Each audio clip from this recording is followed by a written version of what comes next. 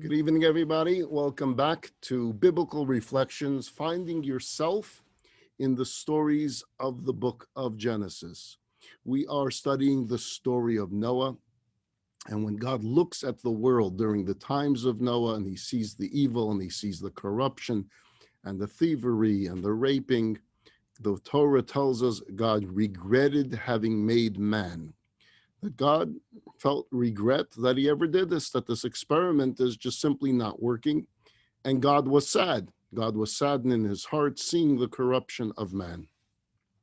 We find similar language used when it talks about Moses and the golden calf and the story of the golden calf, where Moses is begging for forgiveness. God has told Moses that he will wipe out the Jewish people and start a new nation from him, from Moses. And Moses begins his prayers and his defense, not defense of the sin, but defending of the Jewish people, that they're a young nation, that they've been enslaved for 210 years. And after Moses' plea to God, the Torah says, and God changed his mind and said, okay, I won't do it. And we've been dealing with the question of how is it that the infinite one changes his mind? How is it that the infinite one has regret? If God is infinite, how do we use such language? That's what we explained, we dealt with last week. And what we said was that God gave man free choice, that ultimately the choice to do good or to do bad is left into man's hand, and God allows us to choose. And the language that's used when it says God changes his mind means based on the free choice of man, God now has decisions to make as to how he will continue this relationship with man based on our free choice.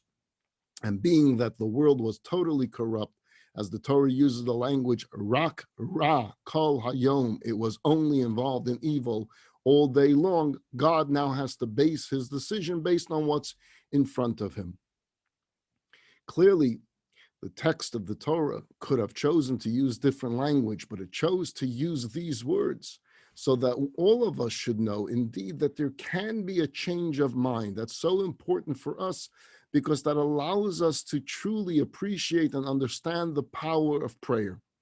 Because if what we're saying is that even if there is a decree by God, we have the ability to bring about change through our actions, through our free choice, through our deeds. And that's why the Torah chooses to use these words. God reconsidered regarding the punishment he was going to do to his people because of the sin of the golden calf, so that we, throughout all of the generations, throughout all of the centuries, would know indeed that we have the ability to bring about God reconsidering his verdict that he has about us. He wants us to get a glimpse to see just how powerful free choice is, and to have also an understanding of how powerful prayer is, that God can choose based on our free choice to change his decision, to change his ruling, to change his verdict. Yes, it personalizes God a little bit.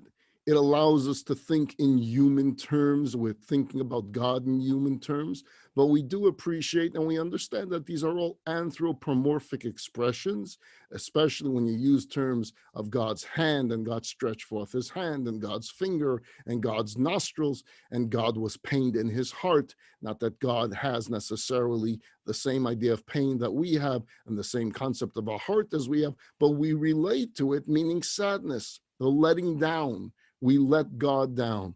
This was not the world he wanted to see. And that's why we also have words in the Torah that when God sees us in pain, he's in pain.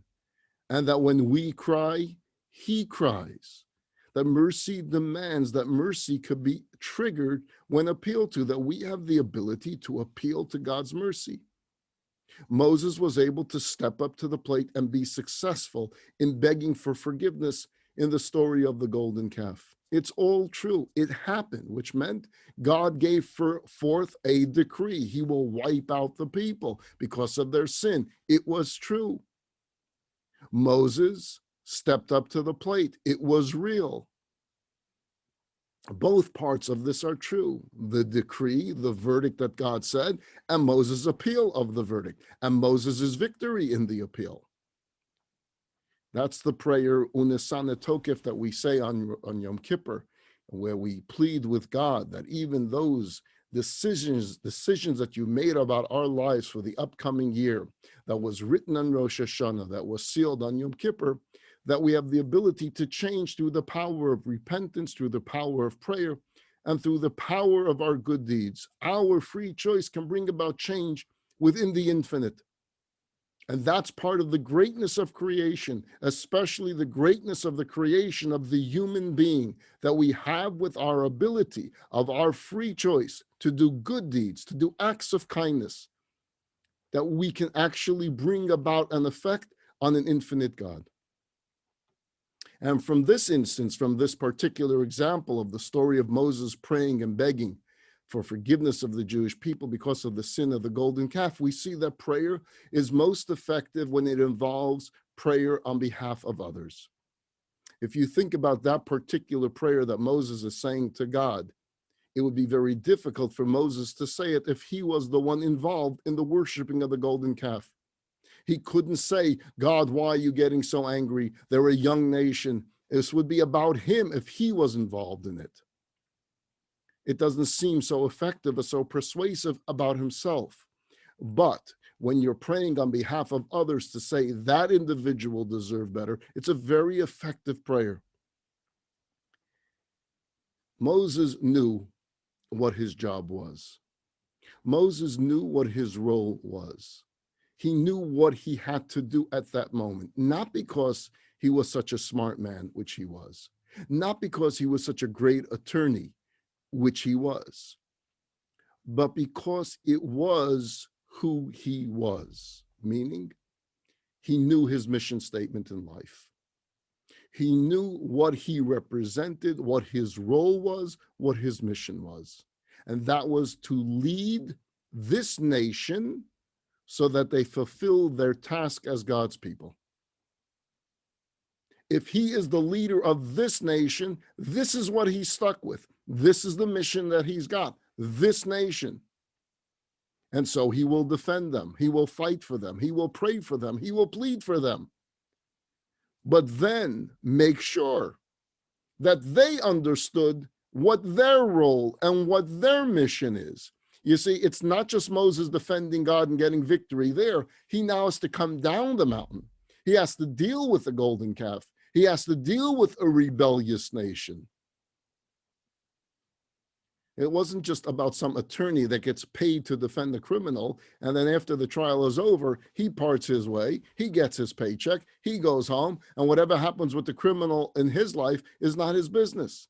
The criminal here was his business. It was his mission, meaning the Jewish people who worship the golden calf is Moses' mission. He can't walk away from it. This was about a man that believed, that truly believed that this nation was capable and willing to be the nation that God spoke about, that God wanted. So if you're clear about your mission statement in life, then decisions, and even difficult decisions, come more naturally. If you're comfortable with who you are, with what you are, then you know what you must do, and you don't panic when it's decision-making time. Moses knew what he had to do to bring about forgiveness for the Jewish people for this grave sin of the golden calf and bring about a change in mind on the infinite God. Another point that's clear, and we're going to get back to Noah soon, don't worry, I haven't forgotten that this is a class about Noah. It is also clear from this episode of Moses and the golden calf and Moses' effective prayer on behalf of the Jewish people because of the sin of the golden calf, that prayer is more effective when there's a relationship. It's more natural. What do I mean? If Moses was a total stranger to God, if they never met at the burning bush, so to say, if they never had communication, if you were to read Moses' prayer, Moses' plea, Moses' defense of the Jewish people, it really wouldn't be as strong coming from a stranger.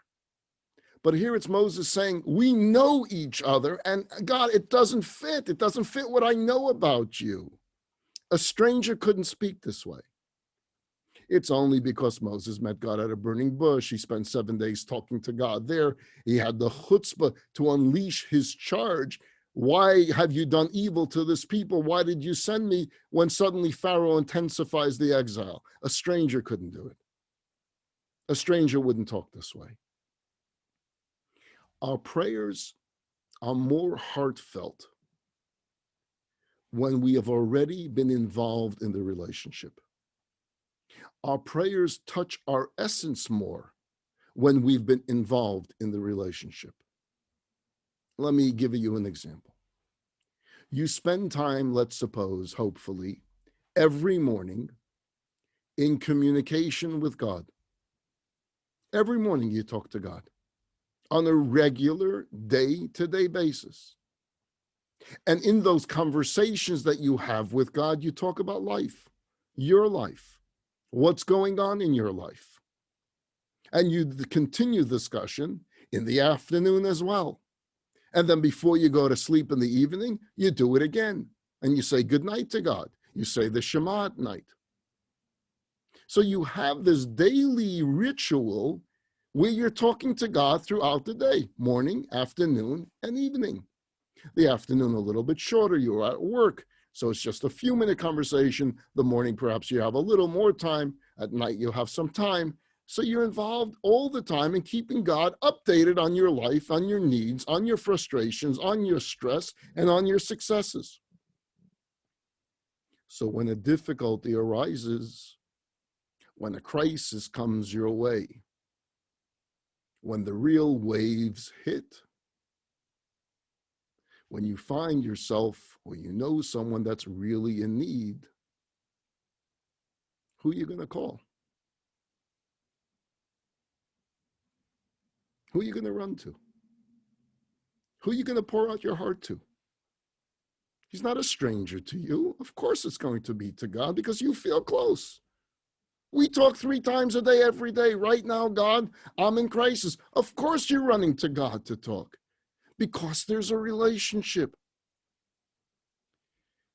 Yesterday in the morning, we got news. We lost a great holy individual. He passed away in Eretz Yisrael, although he lived in Pittsburgh for most of his life. Rabbi Dr. Abraham Twersky, an author I heard now, I thought it was 60 books, close to 80 books that he had authored. Just a holy, special soul who devoted his life to helping people. Instead of being a Hasidic Rebbe, because he came from a dynasty of Hasidic Rebbes that he could have been in many different dynasties, he chose to be a psychiatrist so that he can help people with mental health difficulties and to work in a drug and alcohol rehabilitation center to help those struggling to cope. And he was still this great Hasidic master, just an unbelievable, special human being and holy soul. I remember reading a story years ago that he wrote in one of his first books. And he tells a story about when he really appreciated true prayer. Now, again, this is someone growing up in a Hasidic dynasty. He had Hasidic Rebbes from both sides, his father's side, his mother's side. So he grew up amongst the holy. And he writes in his book the first time he really appreciated what prayer was about. And he says it was at the Western Wall. And you're expecting, you know where the story is going. You're standing at the Western Wall and you feel the holiness and the Kedusha, and the temple was right there. That's not where he goes with the story. He says he found himself standing at the Western Wall right next to a blind man. And the blind man is pouring out his heart to God. He's just talking out loud, verbalizing it, so that someone standing next to him, even though he's minding his own business, clearly hears the conversation. And the blind man at some point says, "I'm so sorry, God, I forgot. I told you that already yesterday." And he moves on in the conversation. That one line, says Rabbi Twersky, when he heard the individual say, "I'm so sorry, I told you that yesterday," defined for him how real prayer was to this individual. It was real. I told you that yesterday. I'm taking up more of your time, God. I forgot that I mentioned it already to you. When we are involved in a relationship with God and we make it real, then when the waves come, we know who to go to, who's our lifeguard. You go to a Rebbe, to a holy individual, because you know he's involved in that relationship. You don't ask the blessing of the holy individual, of the Rebbe, because you believe he's God and he can give the power to heal. No. You go to him because he's involved in that close relationship to God. So please, when you pray to him, put in a good word for me too. Think about asking Moses. If you were to ask Moses, please, a friend of mine, a child of mine, a parent of mine, a sibling of mine is ill. Of course I will pray to God, but you, Moses, you're tight. You speak to him very often. So when you speak to him, please put in a good word for my father, my mother, my brother, my sister, my son, my daughter, my spouse. That's why we went to Rebbes. That's why we go to Rebbes. Rebbes means the leaders of Hasidic movements that were holy, that are mystical, that are involved in this continuous relationship with God. Of course, God hears the prayers of each and every one of us, even if we're not in the relationship. But those prayers are always attached to a guilt feeling. I know I haven't spoken to you in a few years, but I need your help right now. I know I wasn't in synagogue since last Yom Kippur, but right now I really need you. That's how those prayers begin. And so you're feeling guilty because you would have wished, especially at a time that you're going through, that there would have been this continuation of that relationship. And yes, even if it's just that one time, and even if it opens with that guilt statement of, I know we haven't spoken in a while, but it's still effective. It's not too late. But it is at that moment that you would have wished that this wouldn't have been the first time you're speaking.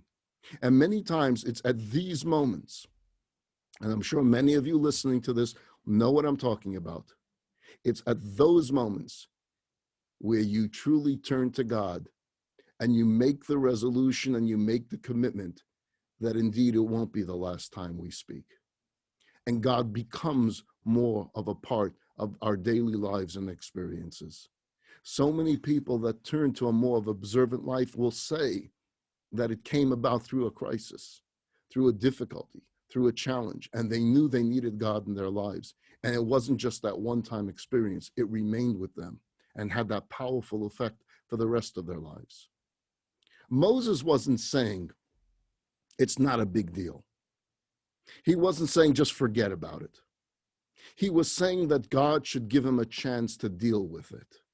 If you call them my people and you appointed me their leader, then give me a chance to lead my people out of sin, to inspire them, to raise them up. Let me be their Rebbe. Let me be their guide. Let me be their teacher. And if the answer is yes, you will, then you're going to have to stand down, God. Don't punish them. Give me a chance. And Moses still understood that he's going to have to be forceful. He's going to have to be strong with the Jewish people. He can't wash the sin away. He will need to punish and hold accountable those responsible, inspire those who erred to repent, lift the Jewish people out of this hole that they dug for themselves. He'll have to find a way to bring them back to the level they were just days ago, or as close to it as possible. And this is what God was waiting for. Someone to stand up, someone to take responsibility for their fellow man. Not that he was responsible for their sin, but he was responsible for them. They're mine. They're my brothers. They're my sisters. Therefore, let me take responsibility for them. See, God first created a world where each man was responsible for themselves. And the world quickly went downhill to the point, Rak Ra, only evil, Kol Hayom, all day long. And it was about this world, the world that was evil all day long, that God says to us, Vayinachem Hashem, he regretted having made mankind because the sin was constant all day and every day. And that's what led to the flood of the times of Noah. The next 10 generations, by the way, post-flood, continue in these footsteps until we get to the story of the Tower of Babel, the Tower of Babylon. And once again, man failed until Abraham comes along. And Abraham will change all of this. Everything will change with the emergence of Abraham. How? Why? Because for the first time, a human being cared not just about himself, but about others. He didn't just focus on his own free choice, on his own actions, but he cared about the actions of others. He cared about their deeds. He cared about their conduct. Not because he was a policeman. He didn't want to be policeman of the world. He wanted a good world. He wanted a godly world. He wanted a world. He wanted to live in a world and raise a family in a world where people cared for other people. That's simple. And he was prepared to speak out for it, to try to make a change. Abraham was the first Jew, the father of the Jewish people. Abraham was chosen by God because he chose God first. You see, Abraham saw a world of beauty. We know this from early in his childhood. He was very into nature. He loved seeing the sun and the moon and the stars. He loved nature because he saw the beauty of it. He saw the perfection of it. He saw a world of trees. He saw the sunrise and the sunset. He saw mountains. He saw valleys. He saw rivers. He saw oceans. And he recognized early on that this world is a perfect world, the physical world, not the people living in it, but the world itself. The props on the stage of life was magnificent. And he reaches a conclusion, a logical conclusion. This is before God ever spoke to him. If there is such perfection in this world, there must have been a creator of this world. Someone made all of this. Someone designed all of this. If you get to a stage on Broadway and the stage has beautiful props and backdrops there, you know someone is preparing a play. It didn't just happen. Someone put the props there. Someone drew the backdrops. Someone created the music, the score for the play. It didn't just happen. There's a producer. There's a director. Or to use Hebrew vernacular, yesh, there is Bal Habayis, a boss, an owner. Ledirazu, to this house. Someone owns this house. Abraham saw a world as a palace. And he said, if there's a palace, then there's got to be a king. There's an owner to this palace. But he also saw mankind. And he saw a world of disorder, a world of evil, a world of violence, a world of injustice, a world where the strong were taking advantage of the weak. And he asked himself this question: does anyone build for themselves a beautiful palace and then desert it? Does anyone build a beautiful palace and see flames start to burn it down and you just walk away? If there's a fire burning in the palace, where was the owner to put the fire out? If God creates this beautiful world and there is so much evil in this world, where is the owner of this world to step up? How come there's all this evil going on? This was Abraham's question, and it gave him no peace. It bothered him. It bothered him so much that it was on his mind every single day. Where is the owner of the palace? And it is with this question that Judaism and the Jewish faith begins. There are those who believe, or as I say, attempt to believe, that there is no God, that man, for all practical purposes, is just like an animal. And as if you're like an animal, it's the rule of the jungle, it's the survival of the fittest. And that dictates the universe. There is no justice, for there is no judge. And therefore, there can be no questions. There are flames burning, but there's no palace because there's no creator of the palace. Then there are religions that come along. And they insist that there is a God. And all that exists is made by God. And all that happens and all that transpires is because he willed it so. Therefore, they'll come to a conclusion that all injustice is just an illusion. There can be no evil in this world, for this is God's world. And if it's God's world, everything is good. There is a palace, but there's no fire. There's no flames. The faith of Abraham begins with the refusal to accept either one of those two views.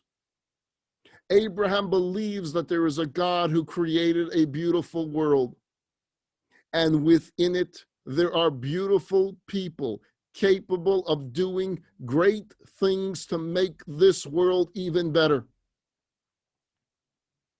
But there are also people capable of committing evil, of bringing fire and destruction to the palace. The very faith of Judaism is the protest that the world is not what it ought to be, that the world is not what it could be, that the world is not what it should be. You see, faith is born not in the answer, but in the question. Why is the palace burning and no one's putting out the fire?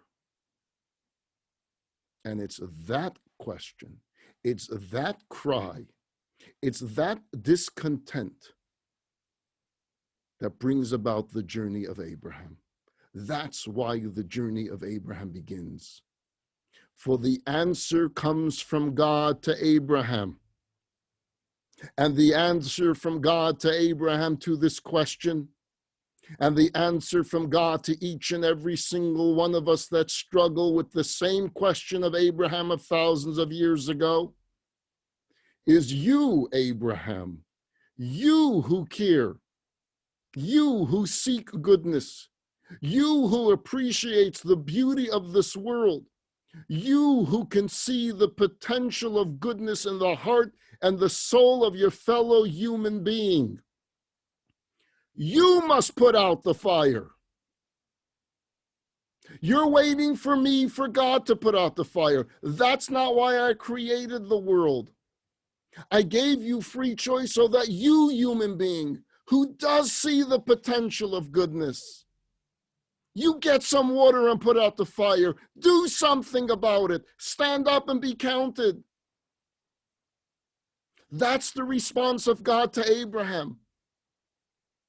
The revolution of Abraham and Judaism was a statement to humanity that we need not accept a world that contains evil. Nor can we sit back, we cannot afford to sit back and wait for God to deal with it. We must act, we must do. God will join with us, God will help us, God will assist us, but he waits for us to take the action. He waits for us to make the deed. He waits for us to change this world, and together as partners, we can change a world. But we may not, and we dare not, close our eyes. For not only do we not stop evil when we ignore it, we give it strength to carry on. The new world order was built upon man inspiring man. And in that new world order, one nation would be given the responsibility and the task to see to it that the world will always be God-focused, will always have a moral focus, and it would do so by holding the ideals and the principles of Torah dear to their heart, even willing to sacrifice their very lives for it, and thereby be a light unto the nations.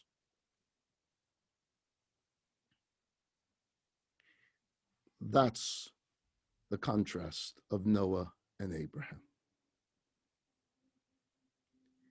Noah found grace in the eyes of God. He and his family were righteous. But Noah did not make a single move to change people, to inspire people, to bring about awareness. He was a good man, and we don't take that away from him. He was a righteous man, and we don't take that away from him. He found favor in the eyes of God, and we don't take that away from him. But he was not the first Jew. He was not an Abraham. He was not a Moses. He was a good, great Noah. And thus, the regret of God shall stand. Mankind will not change, and Noah does not have the skill or the desire to change them. It's time to erase. It's time for God to start again. It's time for God to cleanse, to refresh, to purify. And so he instructs Noah to build an ark. Noah is the good man. And so he goes to Do It Center and he buys lumber, lots of it. And he gathers his tools and he starts building an ark because he's a good man and he listens to God. And God said, build an ark, so he builds an ark. He wasn't an Abraham and he wasn't a Moses. Because had he been an Abraham or a Moses, we know by studying the stories of Abraham and the stories of Moses, what they would have said. They would have said, why, God? They're evil. What can I do to change them? We don't find Noah asking that question. We find Noah building an ark. We're going to get back to this contrast of Noah and Abraham a little bit later, probably not tonight. It'll be more next week. Right now, I want to put some text up on the screen. We'll do readings 12, 13, and 14. Let me get it up there for you. The world was corrupt before God. This is coming from actual text of the Bible. And the land was filled with robbery. God saw the world, and it was corrupted. All the flesh had perverted its way on the earth. In the 600th year of Noah's life, in the second month, on the 17th day of the month, on that day, all the fountains of the great deep burst forth, and the windows of the heavens opened, and the rain was upon the earth for 40 days and 40 nights. When the flood was on the earth 40 nights, 40 days, the waters increased. On the surface, it seems odd that God chose to destroy life by creating a flood. Couldn't he wipe them out in an instant without the drama of a flood? And the answer is the flood came to purify the earth because the earth had become filled with robbery and corruption to the extreme and required purification. This is why the flood waters came for 40 days, like a mikveh, which must contain a minimum of 40 sa'ats, a measurement of rainwater, if it is to purify the ritually unclean. So God is putting the world literally in a mikveh to cleanse the entire world, to give it a refreshed, purified start. At the beginning of creation, there was divine glorification emanating from the water which enveloped the entire world. When the generation of the flood rebelled against God, he said, let those creations be removed and let the water which was here at first return. Remember, he regretted having made man. He's bringing it back to the very beginning, and he's starting again. This is why there was rain on the earth for 40 days and 40 nights. So as I mentioned, I believe it was last week or the week before, the flood was not about wiping out man. Mankind died instantaneously, without pain, without struggle to breathe, without drowning. That wasn't what the flood was about. The flood was more about purification of the world, bringing the world back to its original state prior to creation, and take two. There was take one, pre-flood, and take two, let's start this all over again, but under different circumstances, a different world. So the flood waters brought the world back to its original state of purity before the creation of the physical earth, because that's where water enveloped the earth, and now once again, water is enveloping the earth. See, water represents the original state of the world before it became corrupt. Water is colorless, it's shapeless, it represents no ego. The very word mayim, ma, starts with what is it? Only when water is poured into a container does it take shape, does it take color, perhaps if you add some color to it. But when the original divine light entered this container, the container I mean here by physical earth, it took on the shape and the form of the container, meaning everything became corrupt and the world became evil. The flood was meant to bring the world back to its original, colorless, shapeless, egoless, I'll say embryonic state. And now we'll start building again. Let's bring it back to the womb from where it came, this world, from where it was conceived, and literally take two. Let's start it all over again. So the question is, why would take two be any different than take one? What's going to change? You're going to do it all over again. You're going to bring back a world, so they're just going to end up exactly where they are right now. Why won't they fail again, just like the first time? What would be different? So let's think about a few differences that would be. Number one, there would be eyewitnesses, meaning people around to say, hey, when we went down this path before, it didn't end good. We were there. We were on that ark.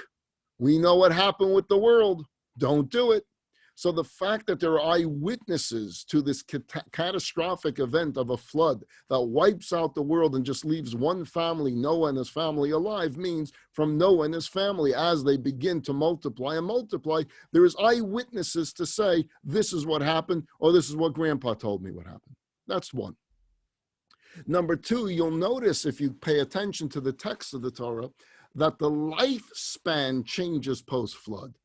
Pre-Noah's time, people lived 500 years, 600 years, 700 years. Lifespan was much longer. There was far more blessings in the world. We spoke about that last week, that with all the blessings at the same time came these challenges. Challenges to their free choice, challenges to enable them to do good. So God gave them all these blessings, but it didn't work out. Long life was part of the blessings. The age span begins to change until it reaches the age span of Moses, which is 120, which is why we bless people today. You should live a long life. When we say you should live till 120, where did that come from? The lifespan begins from the story of Noah to be cut back, until we reach the era of Moses, in which he lives 120 years. And that's why we bless people with that long life. May indeed all of us live till 120. There is also going to be a change in the weather patterns. They had perfect climate all time. Post-flood, there's going to be fall, winter, spring, and summer. That changes things because you don't have all growth all the time. And you're going to need rainy seasons. You're going to need God more often. Geography, according to many sources, changed. The continents are formed post-flood. People are going to end up living apart, is a post-flood concept of the creation of the world, which means pre-flood, all humanity lived together. What happens is if all humanity lives together and it has an evil leader or evil leaders, everyone becomes corrupt. But if we have different continents and we have democracy breaking out here, and even though there's evil in a different continent, democracy can spread and can influence a world. And so geography is going to change. There will be less blessings in the world, less eternity in the world. A weakened man would be a less sinful man. A weakened world would allow for there to be an emergence of an Abraham and a success of an Abraham and a success of a Jewish people. Because once there's going to be an Abraham and once there's going to be a chosen people, we have the pathway.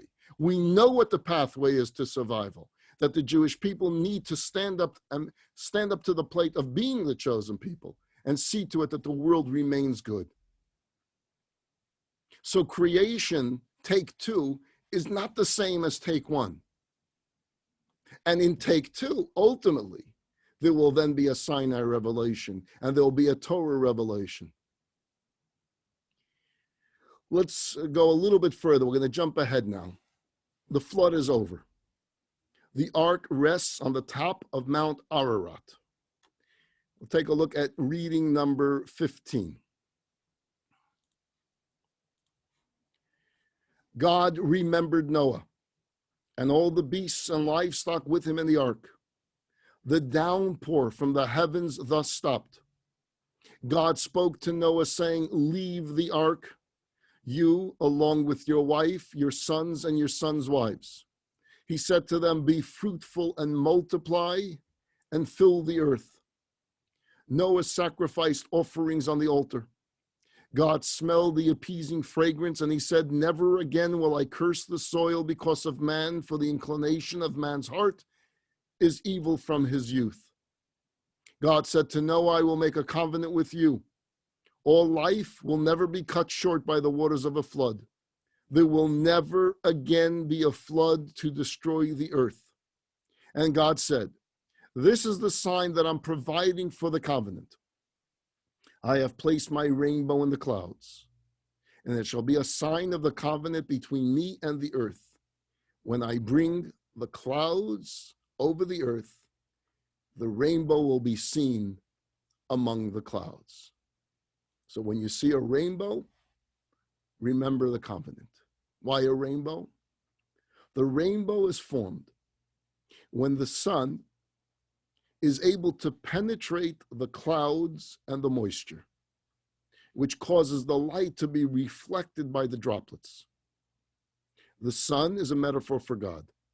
The clouds are a metaphor for physical creation. Before the flood, the clouds were too thick to allow the sun's light to penetrate.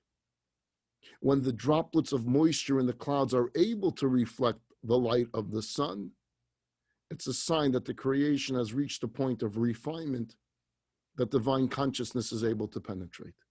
So when you see that rainbow, remember this promise, remember the covenant. But there were words there that were said in the text of the Torah, where God says, "Never again will I curse the soil because of man." God's saying, I'm not going to curse this world. The world will not be destroyed because of the sins of man. And then he adds, "For the inclination of man's heart is evil from his youth." What does that mean? If man is evil from his youth, why won't you destroy the world again? If man is going to go back to being rak, ra, kol, hayom, only evil all day, why would the decision be any different next time around? And if now you can say, "Hey, I'm not going to let it bother me," why couldn't you say that before the flood? If you can live with them being evil, why did you destroy them in the first place?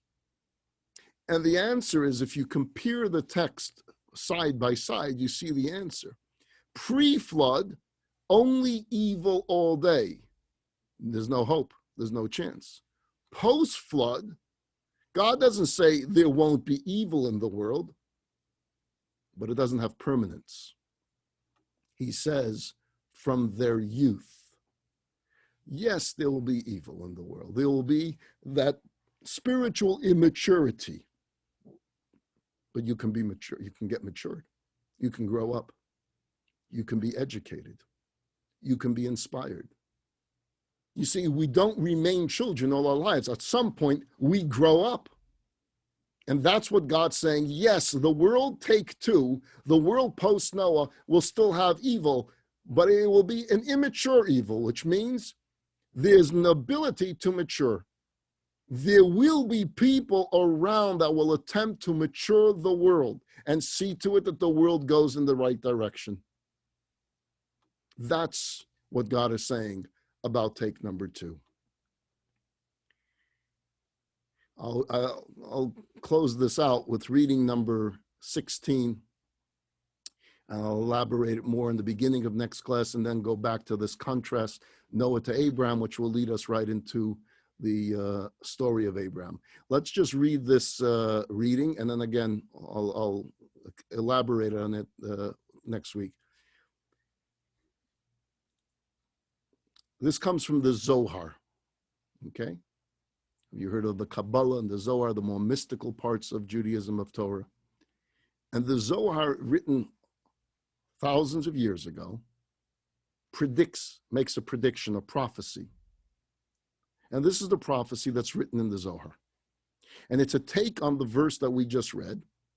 It was in the 600th year of Noah's life, in the second month, on the 17th of the month. On that day, all the well springs of the great deep burst forth, and the floodgates of the heaven were open. That's what we read about the flood.